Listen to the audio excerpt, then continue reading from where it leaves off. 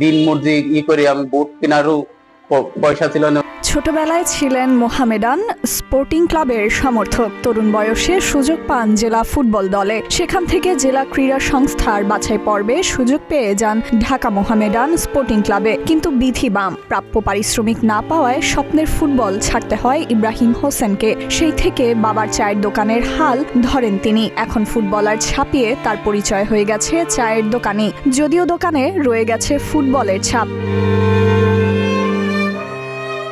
মাগুরা শহরের জুতাপট্টিতে Mohammedan tea store নামের একটি চায়ের দোকান চালান ইব্রাহিম। সুপরিসর দোকানটিতে নারী ও পুরুষের জন্য বসা রয়েছে আলাদা জায়গা। এতে বিক্রি হয় ৮ ধরনের চা। এই দোকানে সকাল থেকে রাত পর্যন্ত চলে বেচাকেনা, তবে মূলত ভিড় থাকে সন্ধ্যা থেকে রাতের সময়টাতে।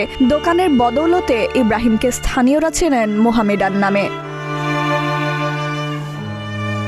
দোকানটিতে ৮ ধরনের চায়ে রোজ লাগে ২ কেজি চা পাতা, ৮ কেজি চিনি ও ৬০ লিটার দুধ। বড় গ্যাস সিলিন্ডারে তুষ দিয়ে তৈরি চুলায় সারাদিনে দুধ জাল হতে থাকে। দৃশ্যত ক্লান্তিহীন ইব্রাহিম নিজ হাতে প্রতিবার গরম পানি দিয়ে ৫০ থেকে ৬০টি কাপ পরিষ্কার করেন। এরপর চা বানিয়ে পরিবেশন করেন। আগে মোহামেডানে খেলতো, খেলার পরে পারিশ্রমিক না পাওয়ার কারণে মোহামেডান আজকে সে চায়ের দোকান দিয়ে বইছে। মোহামেডান খুব সুন্দর খেলোয়াড় ছিল একসময়। মোহামেডানের চা খুব সুন্দর এবং লোকজনও আসে চায়ে খাতি, খুব সুন্দর। সাধারণ চায়ের পাশাপাশি মটকা চাও বিক্রি করেন ইব্রাহিম। মাটির পাত্রটি জ্বলন্ত চুলায় গরম করা হয়। এরপর মাটির গরম কাপটি তুলে এনে ঢালা হয় লিকারযুক্ত দুধ। পাত্রে ঢালা লিকারযুক্ত দুধ টকবক করে ফুটতে থাকে। এই চাকে আরো স্বাদের করতে যুক্ত করা হয় দুধের পুরুষর। আর এ চায়ের স্বাদ নিতে ছুটে আসেন শহরের শিক্ষার্থী, চাকরিজীবী, সাধারণ মানুষ সহ অনেকেই। আমার পেশায় ছিল ফুটবল এবং ধারণাই ছিল ফুটবল।